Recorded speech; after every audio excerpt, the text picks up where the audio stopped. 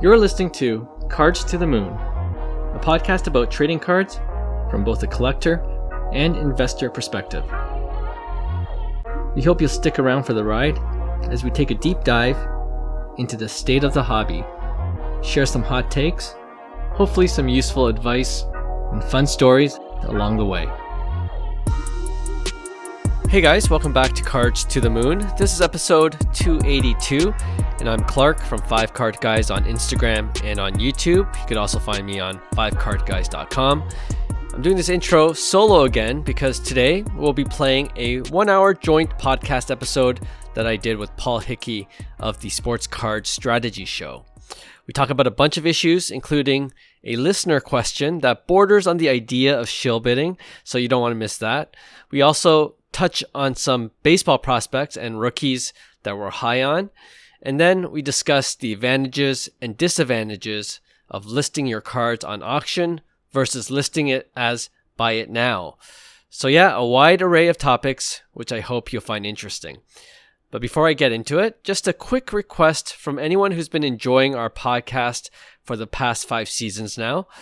I usually mention this at the end of each show, but it would help a lot if you gave us a nice review, either on Apple Podcasts or on Spotify. As always, we appreciate all the support we've been receiving. And just a heads up, we're working on a couple of things right now on the pod with more special guests in the future, as well as potentially experimenting with bonus episodes that will take on a slightly different format. But I really think it'll be something our audience enjoys, and it's still all related to the hobby. Anyway, that's a teaser, but thanks again for always tuning in week after week. All right, let's play the joint pod now with myself and Paul Hickey. Enjoy. What's going on, hobbyists? Paul Hickey here with NoOffSeason.com and the Sports Card Strategy Show. Here with my man, Clark Kim, 5Card Guys, Cards to the Moon. What's up, Clark? Yeah, not much. Just enjoying the hobby as usual. Welcome in, everybody, Cards to the Moon listeners and Sports Card Strategy Show listeners. It's time for our special extra episode of the month here between Clark and I. We like to talk about a variety of topics, and today I think we've got some interesting ones for you guys. We're going to get going with something that I hope sparks some real conversation throughout the hobby in terms of content creators talking about this. So Clark, let me give the listeners some background here. We have a podcast every week for our premium members at NoOffSeason.com. We call it the Premium Pod. The premise of it is that we like to help people with their sports card strategy. You can ask us an unlimited amount of questions throughout the year, and we answer them as soon as we get them on the Premium Podcast. So you ask a question later that week, it gets answered on the Premium Podcast. I love that one of our premium members asks this exact question, and I want to talk to you about it. Mm-hmm. We answered it in last week's Premium Pod, but I want to have a discussion with you about it. Yeah. Here goes. Our premium member said, I've been kicking around an idea about eBay auctions. What if someone incrementally bid just enough to get a card up to around 75% of the 30-day average, then stepped back and let organic bidders take over? Curious to what you think of this strategy.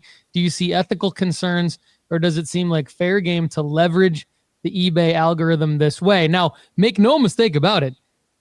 We're talking about bidding on our own cards here. Right. And there's a lot to think about, and there's a lot to talk about. Clark, yes. I'm just going to hand it over to you for your initial take on this. All right. Yeah, no, when you first proposed this, I'm like, okay, that's an interesting topic. And I'm really curious to see what your premium members came up with and what they discussed. But on the face of it, like you're just saying, like you're alluding to, bidding on your own cards, I don't know how you define shill bidding, but I guess it would fall close to that category. And, you know, if you've been in the hobby long enough, it's a dirty word. And you know, obviously for good reason. Right? You don't want to inflate the prices of your own cards. But I think this is a little bit more nuanced. So I appreciate the question about, you know, bidding up to 75% of the 30-day average in hopes of leveraging the algorithm. But there's for me at least, there's additional questions to ask based on that premise. So for one, one of the things that I immediately thought of is we don't really know how the eBay algorithm works. All these platforms keep their algorithm methods and their calculations a secret. And we think we might know based on trends and how things seem to play out in terms of the past auctions, but we don't know for sure. So, by assuming that we can bid to a certain amount and then it'll somehow get, the algorithm will kick in at a certain point, that's just all guesswork, really, right? And I think also the other point in the details of this question is that the 75% of the 30-day average, that could be, that sounds good as a general rule, perhaps, but how about in the case where a player gets injured and that 75% of the 30-day average isn't an accurate current reflection of what the card prices should be?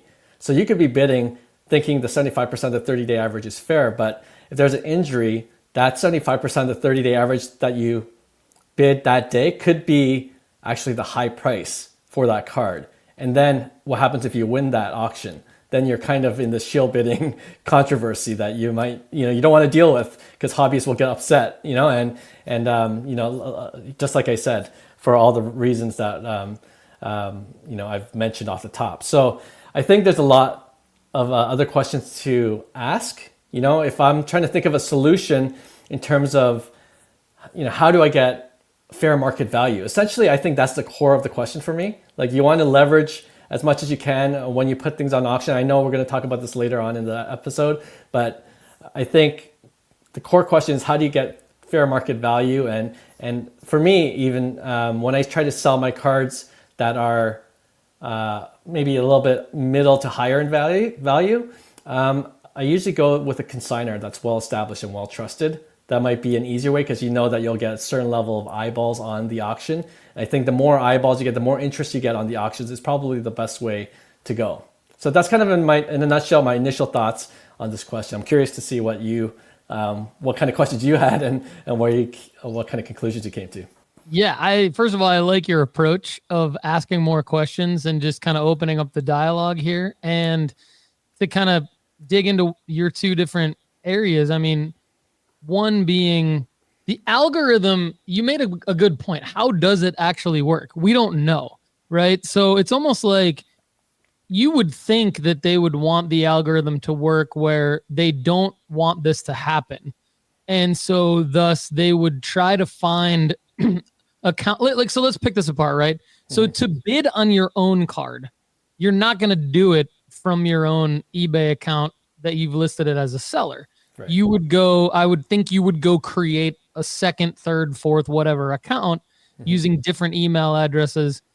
And then you would use a different device or some kind of a incognito window, clear the cache, whatever, to then log into that account and then bid on that card, right? Mm-hmm.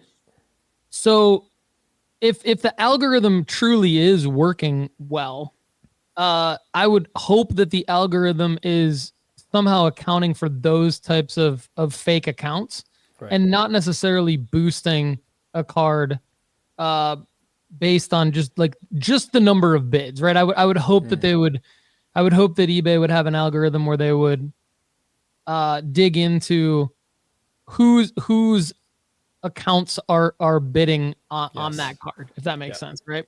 Yeah. So then the other thing you said, you mentioned a consignor kind of at the end, and I want to go back later to what you said about what actually is the 75% of the 30-day average, and because I think that's a good point too. But you mentioned a consignor, so now let's talk about that because it's easier to bid on your own cards through a consignor because in theory you could, like with PSA. I mean, let's be honest, like we could all go bid on our own cards that are in the PSA vault that we list. Yeah. Because it's PSA's account. So how is anyone going to know that that's our card? I mean, at some point, maybe they could see that we're the bidder, but how is anyone going to know that that's our card, right? Mm-hmm. We might just be bidding on a card because we like the card. So I don't know that there's any way to know that, but what I do hope, I'll go back to what I said earlier, I would hope that PSA and eBay are working together in their integration to come up with a way to decrease the probability that someone could be logged into their own eBay account that's associated with their PSA Vault account in some way. I don't know how they would know that right now, but they are partnering together. So I would think that they would figure out a way to make that happen, to where, for the sake of discussion, no off-season sports cards eBay account couldn't go bid on something in Paul Hickey's vault, right? That Paul Hickey listed, just for the sake of discussion. So, but like with every other consigner, how would you know? Like if I go bid on a Probstein card or a DC Sports 87 card or, Hoodies Auctions or any of the other auction houses out there that list a lot of cards, quick consign, how would you know that I'm bidding on my own card? So I think it's easier to shill bid, if you will, through a consigner. And I know that this is not a new topic in the hobby, but I do think over the last 4 years, we've had a lot of new people come into the hobby that may not know about this, may not think this way. Right. So, okay, now back to, I guess, the middle point that you made. I mean, I agree with you. I think, like, who's to say that something doesn't happen, positive or negative, for that player or for that card, like in the final hours of when that auction ends, that doesn't, I mean, that happens all the time, whether there's, shill bids or illegitimate bids or not. I mean, that happens all the time that affect cards' value. I think my final thought where I land on this is, I mean, there's obviously a lot that happens that doesn't get talked about. I think, and I like that we're talking about it. So I appreciate you. Right. This isn't a topic that I would just necessarily come up with off the top of my head. I like it because it came from the trenches. It came from the people that are making these moves, and they want to know, like, what's the deal with this? So I think we should talk about it. I think that ultimately I want everybody to know that, like, whether there's shadiness or shenanigans happening in certain auctions that are listed, everything does end up selling for the fair market value, and then everything does either end up getting paid for or not paid for.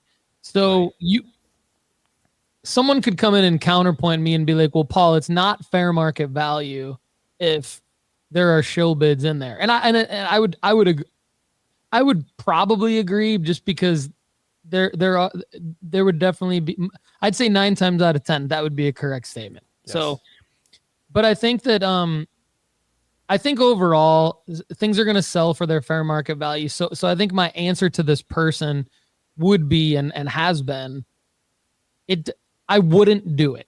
Right. I wouldn't advocate doing it, because I don't think that there's any positives in it for you. I think there's only negatives. And then the thing that I think about, I advise people to bid on auctions. Like that's how I advise people to buy their cards. And I know we'll talk a little bit about that later on in the episode. Yeah. But I typically advise people to buy their cards through auctions, because they're getting the fair market value. So they're increasing their chances of being able to flip it later for a profit. Yeah. Which, for those of you who don't know, that's what I'm all about. So yeah. I don't love new people coming in and trying to, when new people are coming in and they're trying to navigate and make money, if they go buy it now or best offer, a lot of times we don't know if they're putting themselves in a bad position with that, because a lot of times sellers will list something and buy it now way over what the fair market value is, which is another thing by itself. Like, you could argue that, is that an ethical concern? I don't think so, but is illegitimate bidding an ethical concern? I would say yes. So I would say, for those reasons, don't do it. And where I was going with this is, when I advise people to buy in auctions, I say only bid in that auction if there's multiple bids on that card. Don't bid when there's 0 bids, and don't bid when there's only 1 bid.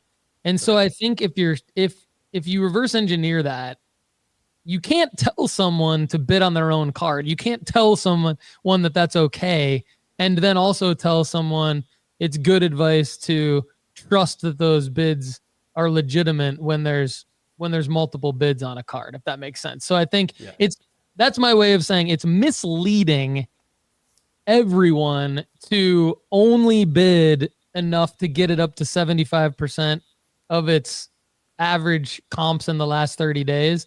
Because even though your intention isn't to get it inflated past the fair market, the current market value, you are misleading people saying that there is interest in that card when really there might not be interest in that card. And I think that if you're bidding, like when I'm bidding on a card, I am thinking, okay, like there's a lot of interest in this card, which means it's in theory, it's going to have more interest down the road when I'm looking at listing it again.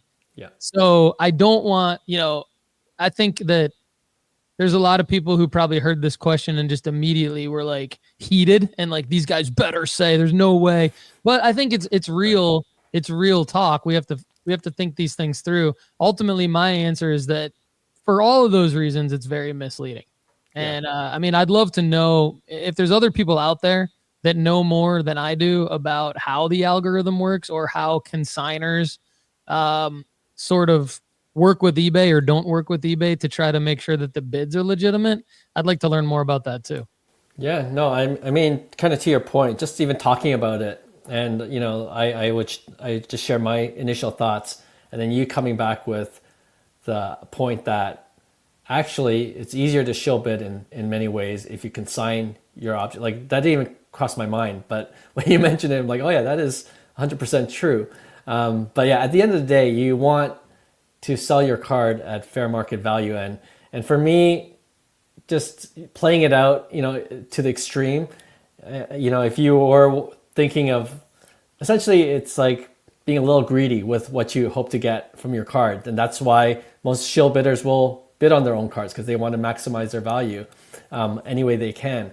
But at the end of the day, you're kind of providing a disservice to yourself. Like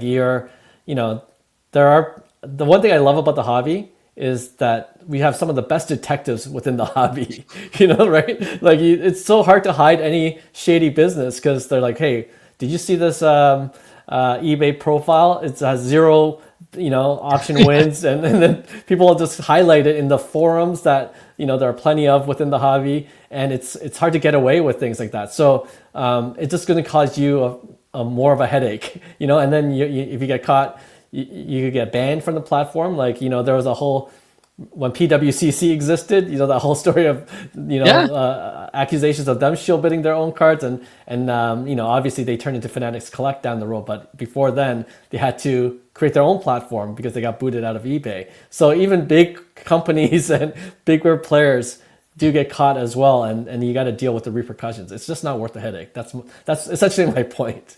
Yeah, your PwC example is spot on though, because that did happen. I mean, basically, it's like we're talking about an example of something that actually did happen back in like 2021. I mean, that's exactly what happened. Now, PwCC at the time, I think, played it off as like, oh well, they're just scared. eBay's just scared because we created our own marketplace, and they're kicking us off that way and all that stuff. But you could argue ComC has their own marketplace. eBay didn't kick ComC off there. I mean, all these other they're not the only ones. So, I mean, I guess I think like there is the honor system a lot of times in the hobby, but there's also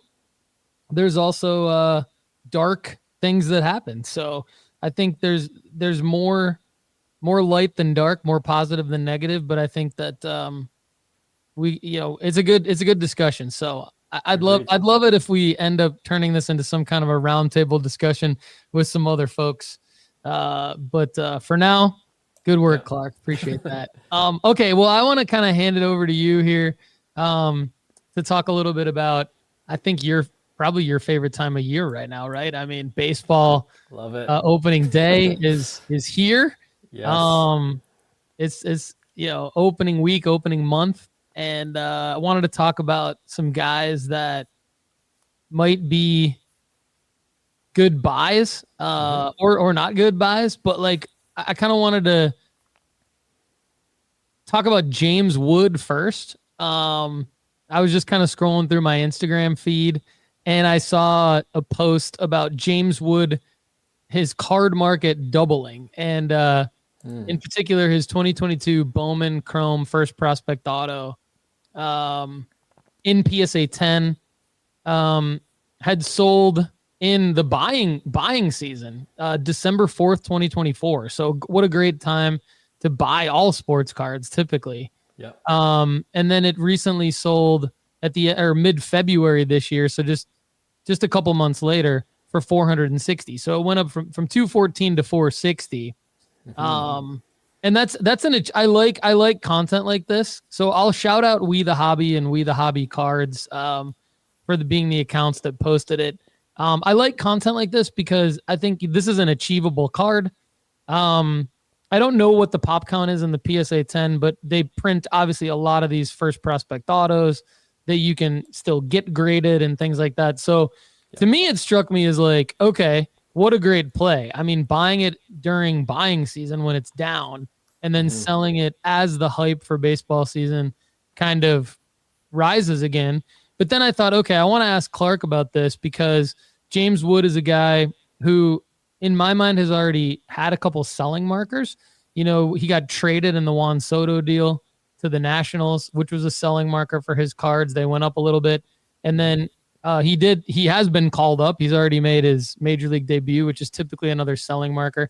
So I wanted to ask you about James Wood in terms of like a buy, sell, or hold, because I don't know that like his entire card market has doubled as like the headline says, but certainly this card did sell for more than twice of what it sold for a couple months earlier. So I think it begs the question, like, where does James Wood sit in your mind as a still very young prospect, young talent? And do you see him as a buy to where he will perform at a level where his card market truly does rise? Yeah, no, great question. And I love talking about prospecting in baseball, especially. We've talked about James Wood on our Cards to the Moon podcast several times because he's a big boy and he can hit he can hit the ball really hard. And usually when he does, and when any player does, that's going to get some, it's going to be in the highlight reels. And then that brings more attention to the player. And, everyone still likes the long ball in baseball and in baseball card collecting. So that's why James Wood was really, when he was coming up the first time, was one of those guys that people were excited about. And I think initially when the 2022 Bowman Chrome set came out, I feel like it was probably even a little bit inflated because James Wood was one of those top prospects, right? So I'm pretty sure I would have said I'm not buying at the prices they're at during the day of the release or during the initial release period.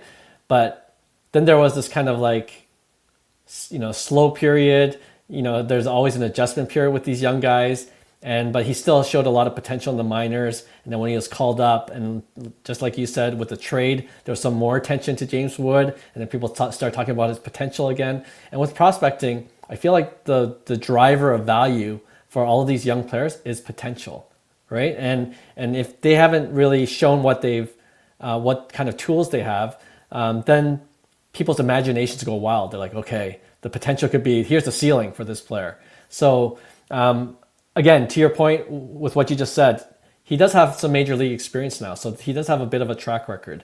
And I think that's kind of, you can't ignore that, and you can extrapolate it is a very small sample size, but I feel like there's, right now, at least with this kind of slight bump in value recently, I don't know how much more it'll continue to go up. I think your opportunity might have passed this past December, during the off season. Typically for most baseball players, you're looking in the off season. That's when you can probably get the best value. And I think with James Wood, his off season values were so low and he still had that top prospect pedigree. It's a worth a flyer at that point.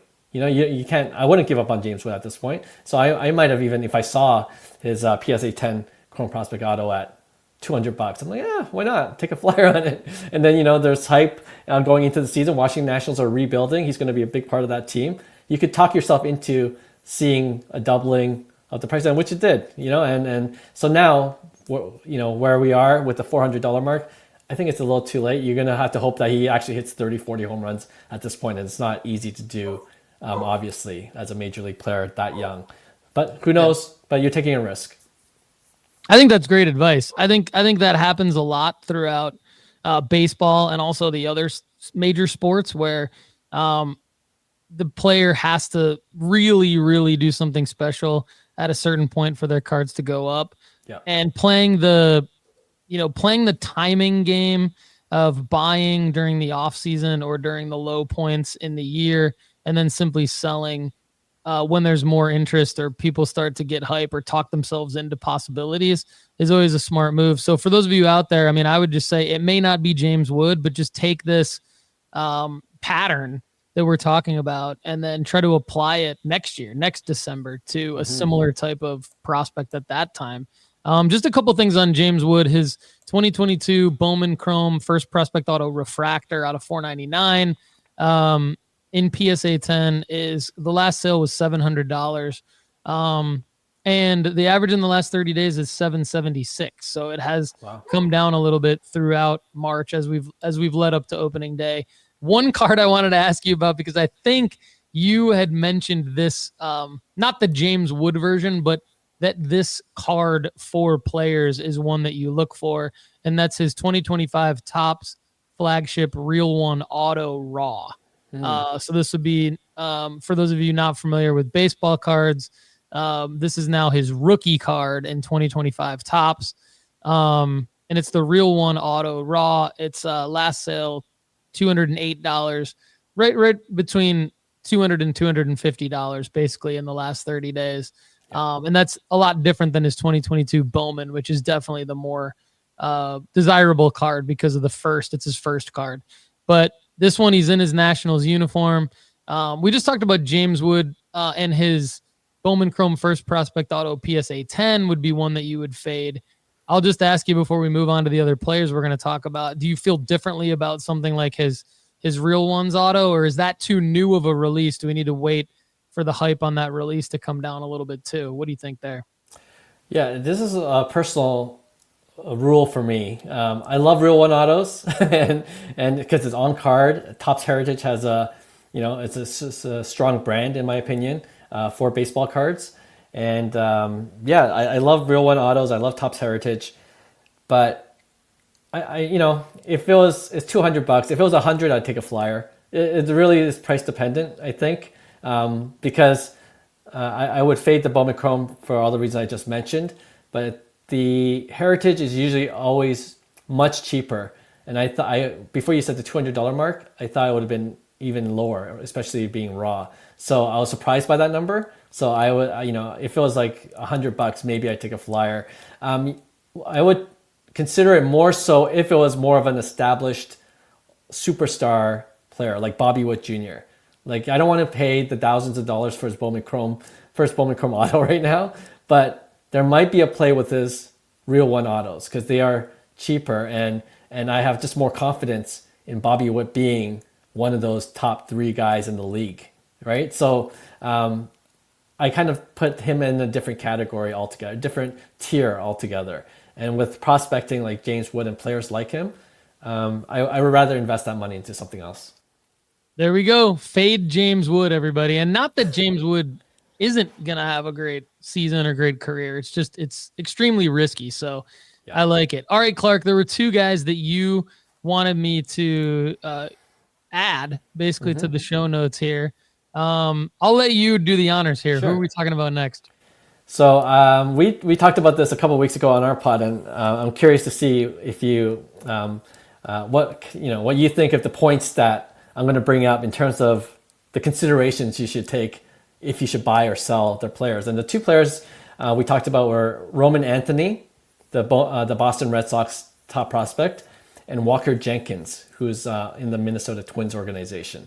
And they're both very young guys. I think Walker Jenkins is just 20 years old. He's in Double-A. And Roman Anthony, he'll probably get called up to the majors this year.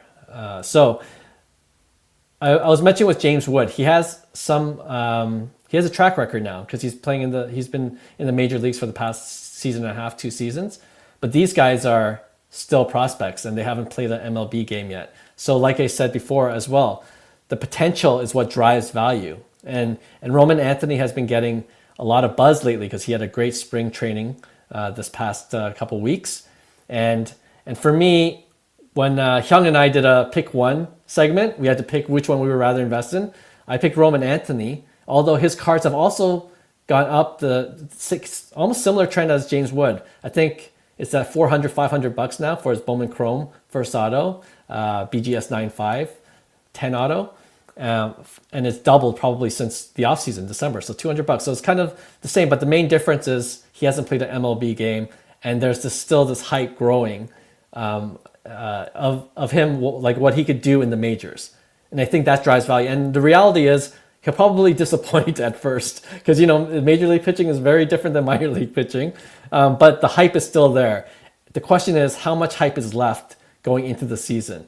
And I said, I'm willing to take the risk because, knowing that I could lose. But with Roman Anthony at $400, other things that I take into consideration, I don't know if this matters to you, but he plays for the Boston Red Sox, a historic key organization for Major League Baseball. So there's a lot more fans in Boston, a lot more, eyes on him as a player. So that could also drive up the value if he does well. And, he's a big guy. He could hit homers. And I think that's some extra factors that kind of maybe push me over to the decision of why not? Let's take a risk. Versus Walker Jenkins, Minnesota, not as big as Boston in terms of fan base and just being a historic city for baseball. And he's still really young too. So that actually might play a factor for him. He's 20, but at the same time, he might not be called to the bigs until next year. So there might be an opportunity for him, for his cards to dip a little, or at the very least stay sideways. And there was an initial bump with Walker Jenkins because he was and is still considered one of the top prospects in baseball. And so he has that pedigree. So it won't dip a lot because he's still in the top 5 and people are still waiting for him to play, but it might be a couple years. So that's what I mean. The price action might just be sideways for a while, but that might be a good time to invest in him. Hyung likes Walker Jenkins. He's more of a baseball guy, like a legit baseball guy. He has all the tools, very confident in his ability and skills. Me, I'm like, I look more on the hobby side. He plays for Minnesota. Do people want to collect his cards? Those considerations are bigger to me. But yeah, that's kind of why I would choose Roman Anthony over Walker Jenkins. But I think the higher ceiling right now is probably with Walker Jenkins because he's in the top 5. And one more thing I'll add before I turn it to you. I love collecting guys like Roman Anthony when he was in the top 10 to 20 prospect range. Because the top 1 to 10 is usually the prices are inflated to a certain degree. And from 10 to 20, there's a lot more risk, obviously.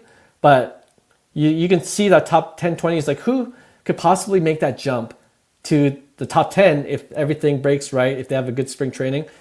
Roman Anthony was that guy this year. He went from 10, 20 to the 1 to 10. I'm like, I should have bought him when he was a top 10 to 20 prospect. Now it's like top 1 to 10. I'm still in, but I'm taking a much bigger risk now with the investment than I would have maybe last year when he was a top 10 to 20 coming up in the Boston Red Sox organization. So those are just some top thoughts in my head. Curious to see what you think. Yeah, that's well said. I mean, Roman Anthony's 2 and Walker Jenkins is 3 according to the MLB Top 100 right now. And you said it well in that, we at nooffseason.com, we recommend people look at baseball prospects through the lens of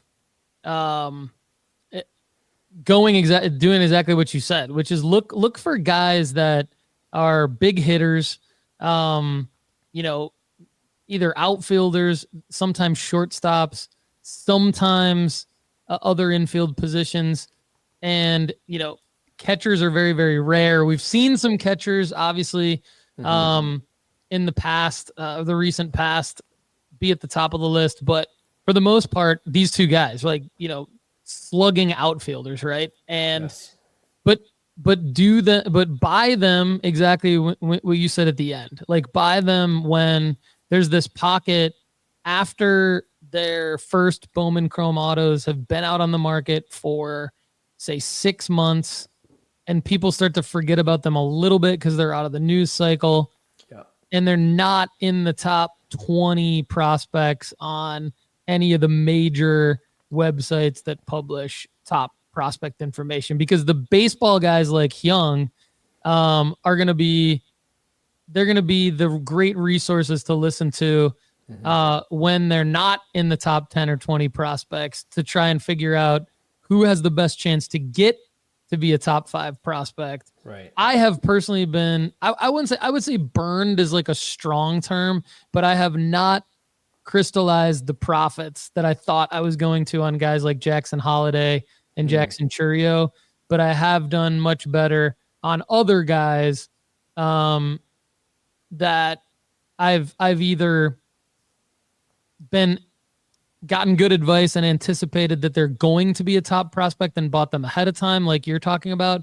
Or I think the best advice that I can give everybody to make money on these baseball prospects is go raw to grade. Because if you go where I've really lost or broken even is when I've gone PSA 10 of a top 10 prospect already, because they have so much baked into their pricing. And now, to your point, they get called up. Maybe there's a small bump in pricing, but it's actually kind of washed out by the eBay fees. So you're kind of like, you're not like really getting what you thought you were going to get. And unless they really go nuts like Ellie De La Cruz did, and that doesn't happen very often. I mean, we've seen Spencer Torkelson, we've seen Jared Kalenic, we've seen Jackson Holiday. I mean, even Jackson Churio wasn't horrible, but he didn't light the world on fire. And I mean, everyone's pricing is going to go down after the call up. Yeah. And because to your point, they're not going to hit major league pitching the way that they hit minor league pitching. So we've learned that like the actual selling marker has moved up a little bit for these guys. And I fear that Roman Anthony is a sell right now. Right. But in a pick one, he would be my pick if I had to pick one between him and Walker Jenkins, and I had to, because I believe that I would get my money back quicker with Roman Anthony for all the reasons that you talked about. Right. And because I like what you said about the Red Sox. I totally agree with you there. Like the Twins versus Red Sox, like it's not even close on that in terms of just your fan base size and your interest in people who are going to be buying his cards. If I were patient, maybe there still is a good opportunity to buy Walker Jenkins. Maybe Walker Jenkins is the James Wood of next year, like we just talked about. Like if he plays well enough to not suffer through some prospect fatigue, but he's not lighting the world on fire, but he's still up there, then maybe there's the Walker Jenkins graded play in December, and then you flip him in February of 2026, like we just talked about with James Wood. Now, but I think for both of those guys are great raw to grade right now, because our formula rankings at nooffseason.com, Roman Anthony's 2023 first Bowman auto, which is the one you're going to want. You have basically you're going to get a 20% ROI on a raw to grade play in bulk on that. It's not cheap to buy that card raw. You're going to have to pay close to between $250 and $300 to get that raw. So you're maybe not going to be able to buy many of them, but there is a 20% ROI. And then on Walker, it's pretty similar actually.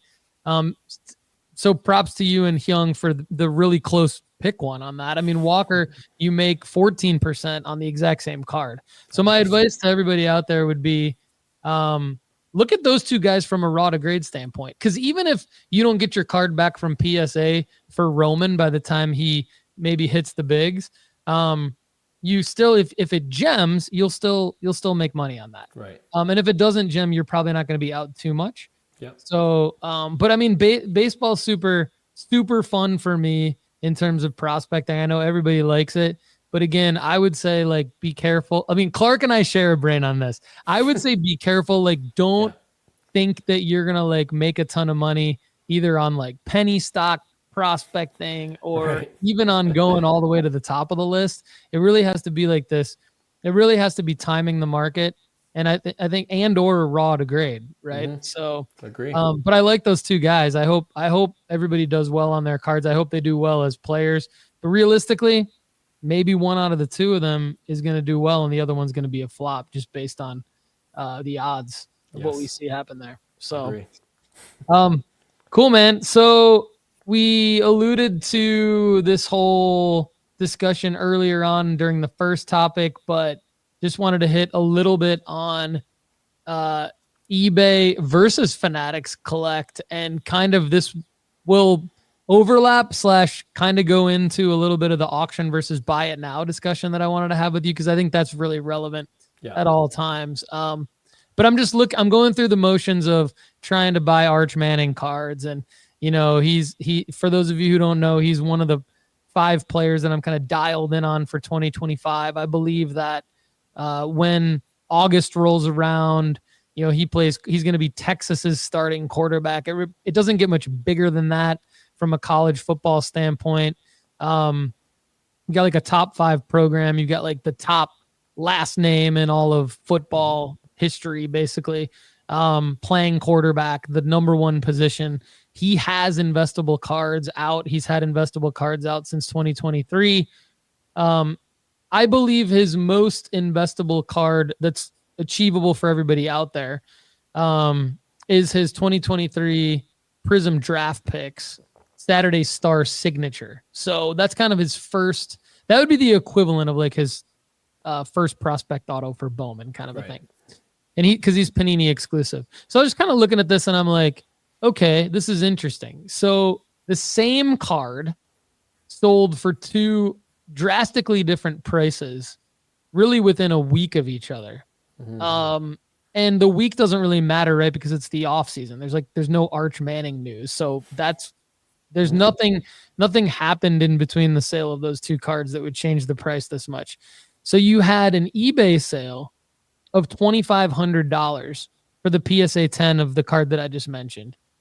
And then you had a Fanatics Collect sale with buyer's premium of $900 of the same card. So and I quadruple checked that one wasn't the silver and the other, you know what I mean? I'm like, no, neither one of these is the silver. They're both the base auto.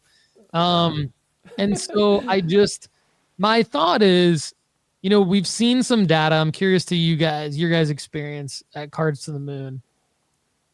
We've seen some data on Fanatics Collect versus eBay because we've dug in a lot to try to figure this out. And we have seen some buying opportunities for particular cards on Fanatics Collect that go cheaper than they do on eBay. And the other thing could be that the one on eBay, I don't believe was an auction. I believe it was a buy it now. The one on Fanatics Collect was an auction, 24 bids, but 24 bids for $900 and selling on eBay for $2,500 and a buy it now. First question. Have you seen such a discrepancy in the past between Fanatics Collect and eBay let's just say from an auction standpoint? Yeah. Not with those, like the end dates that close, and I was laughing when you were saying that you quadruple checked. When you sent me that link, I quadruple checked. I'm like, oh, Paul made a mistake somewhere. Like, I bet you this is like a rare parallel version and you just thought it was the same. And I literally checked like 3 or 4 times. And then when I realized that this is the exact same card, that's incredible. And I think the main lesson that I get from this, which is what I do personally, is that you got to check more than one marketplace, like constantly. And to answer your question, for the most part, the cards that I put on my watch list, like recently, for example, the Vladimir Guerrero first Bowman Chrome Blue Refractor. I love color match cards. There's been a few that's been on auction for both Fanatics Collect and on eBay, and they've been both ending similar prices. So it's usually comparable, but every once in a while, like this is what you're hoping for, where you see like, wow, this is a great deal, and it doesn't happen often in my opinion, but there are cases where I might have seen it once or twice before, but it's one of those things you have to constantly check all the time. Yeah. Here's the thing, like I think there's a play here for certain types of cards, right? So like this Arch Manning, even though Arch Manning is a name and he has a lot of cards and he's his cards sell frequently. He is a bit of a niche. I mean, not everybody in the hobby is out there, Sure. touting Arch Manning. So he is a bit of a niche. And so I think for this type of a card, we saw on January 12th. So 2 months before the Fanatics Collect auction that I referenced that ended on 24 bids at $900. 2 months before, on eBay, the same card sold for $2,300 on 37 bids.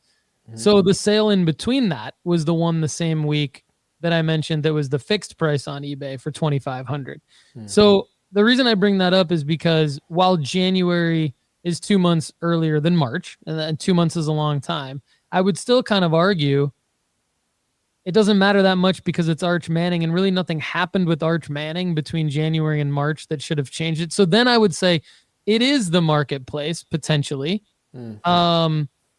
or just, maybe it's just something new in terms of timing the market, but because you have auctions with such a huge discrepancy, to your point, check every marketplace, because there can sometimes, maybe it's not arbitrage, because this card is a low pop card. So you're not going to go arbitrage this particular card. Right. But you might be able to find other cards where you can have kind of an arbitrage from one marketplace to the other, especially when it comes to auctions. And then I think that leads us into the next topic, which is could there be somewhat of an arbitrage where just even on one marketplace, you're winning in auctions and then listing in buy it now?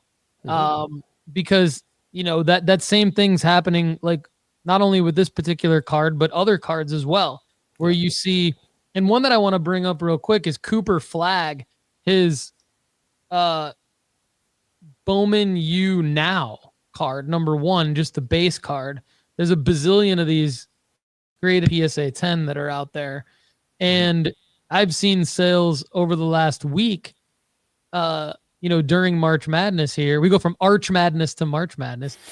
During March Madness here, where this is a $65 card in PSA 10, flat out. It's going for an average of $65, no matter how you slice it. But you do actually see sales that are calculated in that average of up to $129 in a buy it now. So you have a situation where it's can you make $129 on a $65 card by listing it as a buy it now instead of an auction? Yes. And then there's another sale at $102. So it's just kind of crazy to me that if you are, I guess, patient or dumb enough, I don't know, if you're patient or dumb to list at 129 when it's a $65 card, but somebody got that for it. Right. I mean, what do you think of all this? Yeah, I think it's card dependent, right? I can see a scenario where, because, there's platforms like Market Movers and Card Ladder where it just aggregates all the data. So, that helps with looking at different marketplaces in one spot, right? And I think there are a lot of collectors like us and investors like us that do that. We check prices from different marketplaces all on one platform. And so the data is being widely available to those that are looking for it. And so I think because of that, there is a play where I can see a situation if you win an auction of a card that doesn't pop up very often, or is highly sought after, and you got a good deal on an auction, you could list it on another platform or even on the same platform for a buy it now, because the people that missed out on that auction might start to get FOMO a little bit. They're I don't know when this card's going to show up again, but you have the last comp. And then if you don't see any other cards with, that are available currently, you could list it for a bit higher and get a higher price for it, because there might be a potential buyer for that card. So that's what I mean by it being card dependent. It sometimes has to do with scarcity or rarity of that card. So I could see a play there. But yeah, generally looking, I think that's the order, right? I personally look for the best deals on auctions. And you kind of said it at the beginning. That's, I believe, you get fair market value for the most part in auctions. That being said, I bought my Mike Trout refractor, first Bowman Chrome, through the PSA vault, on the eBay site as a buy it now, right? Because it's one of those things I had to double and triple check that it was a refractor. It was numbered to 500, and it was the price that it said it was, 5,000 for buy it now. And the reason why I knew it was a good deal, because I always monitor auctions on that card. And the last few have ended around 6,000, 55, 58, even a little higher than 60, 6,000. So I'm like, wow, buy it now for 5,000. I was willing to go bid on an auction for 6,000. I need to get this card. So I already did the research on this leading up to purchasing that Mike Trout card, right? So there are potential for buy it nows to find good deals. Sometimes for fun, this is what I'll do, and it doesn't work most of the time, but I'll filter by a buy it now, newly listed, because you just don't know if people have listed it for the right fair market price. They might have undervalued it, and that's a good opportunity to pick up a card that someone's just apparently really wants to sell quickly. So I'll do that every once in a while, but for the most part, the general rule for me is like you probably get the best deals through auctions. Yeah, that's a great strategy too. Is the buy it now, newly listed. That's a similar concept to the auction, but the auction I think is like, I hate to keep saying it's for newer people. It's for anybody I think who's very smart and astute or just kind of wants to mitigate risk a little bit. Whereas I think I love your buy it now, newly listed. I think that's more for like astute veterans who've been burned. If you've been burned a lot, you've adjusted your strategy to not be burned anymore, and then you know how to go after those buy it now, newly listed, which I love, because you're obviously checking comps too. Yes. You're not gonna because you're checking comps to know whether or not it's a deal. Yes. But I love that strategy. I like what you said. It's timing dependent. That's my answer too. And not only for the reason that you gave, where it might be a lower pop card, like the Arch Manning one, like that's a lower pop card. Mm-hmm. I've made some Michael Jordan plays similar to what you're talking about with Mike Trout, where I've been able to go get a Michael Jordan card under comps at a card show or in auctions on eBay. Mm-hmm. Knowing that I'm going to do something like swap it over to a different grading company or something like that. Or maybe I buy it raw and then I grade it. So something to change it just a little bit, but then sell it on the same platform for like much higher than what I want it for, because I did sort of quote unquote work hard to like win the auction. You know what I mean? Because I'm like, that's what I'm researching and all that stuff. But it's interesting, like even these Cooper Flag Bowman U Now PSA 10s, and I didn't pull the real pop count. I said there's like bazillions of them or whatever. Right. Even though I didn't pull the real pop count, like you can trust me that these things are easy to find. But even that one, which is not rare, is timing dependent because of what's happening right now. We're in the middle of the NCAA tournament. Cooper Flag is playing very well. Yeah. And I think if you're out there listening and you're going, okay, well, I want to do what Paul said, where he was like, list it for 129. The reason why I said you might be dumb to do that is because Cooper Flag has a ridiculous amount of other cards out right now. And I think the only reason why that one went for 129 and the other one went for 102 is because he's like averaging a triple double or close to it in the NCAA tournament. And his Bowman Chrome first cards are out and they have already far superseded what this card is. So if you're listing this card in a buy it now, the Cooper Flag Bowman U Now PSA 10 number 1 or any of them, he's got like 4 of them. If you're listing it in a buy it now, the risk you're running is that nobody cares about it like tomorrow. And then it really is a $65 card right now, but tomorrow it could be like a $45.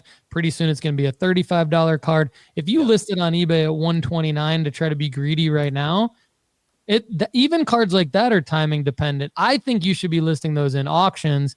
Get the 55 to 65 now, move out of it, because it's just not a desirable card. So I think like you could shoot yourself in the foot if you don't know where each individual card stands within the player's ecosystem of cards. The Mike Trout card that Clark talked about is like one of Mike Trout's best cards. The Cooper Flag card that I'm talking about is going to be worth almost nothing in like August. Yes.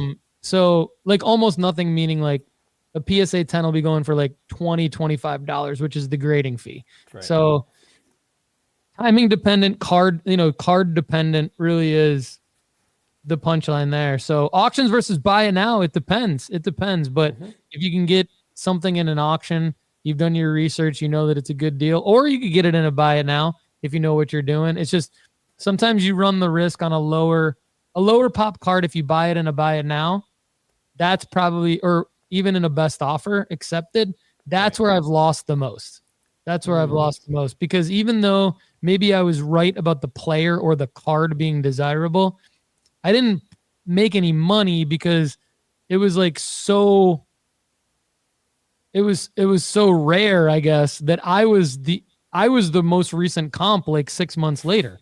So there's no one's going to pay me for, or no one's going to bid it up unless that athlete does something that's a good point. Ridiculously impressive to drive up the value. Yeah.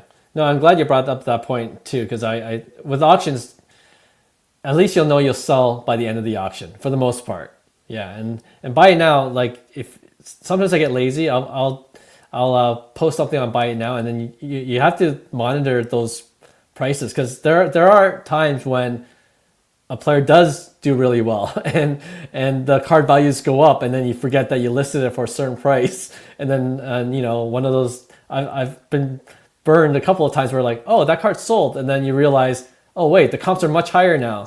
Right? It's like, oh, because he's when Aaron Judge hit 60 home runs, if you're not paying close attention to what's happening, and then seeing the trends go upward, if you put in a buy it now price a long time ago, you got to keep track of your inventory that way as well. So just a heads up. Yeah, that's another good point. All right. Well, this has been awesome. I always love creating content with you, Clark. Everybody, I hope you got some value out of today's show. Clark, anything else you want to add? No, we covered a lot. So I'm looking forward to next month. All right. Sounds good, man. We'll talk soon. Hey, thanks for listening to Cards to the Moon. We'd really appreciate you subscribing to our podcast wherever you listen to your podcasts. And you can also connect with each of us on Instagram at 5cardguys, or you can follow Hyung at Integrity Sports Cards, or John at TradeU at Recess. You can also check us out at 5cardguys.com. Thanks again, and hope to connect soon.